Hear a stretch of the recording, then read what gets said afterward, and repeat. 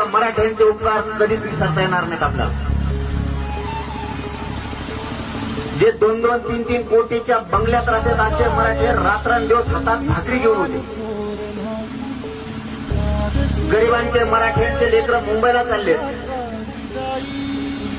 श्रीमंत मराठ्यांनी विचार केला आपल्याला देवाने खूप दिलं. गरिबाचे लेकरं जर आपल्या दारातून चाललेत, आपल्या पुणे आणि मुंबई शहरातून चाललेत, तर या समाजाची सेवा करण्याची संधी आपल्याला आली. आपण रस्त्यावर जाऊन समाजाची सेवा केली पाहिजे म्हणून श्रीमंत सगळे मराठी रस्त्यावरती होते. फक्त काही मराठ्यांना ती सवय लागली, खिडकीतून डुकून बघायची, बंगल्यावर डुकून बघायची. पण त्यांच्यावरती संकट आलं तर गरिबाचे लेकरच अगोदर छातीवरती दगड घेते, ते लक्षात ठेवा म्हणा.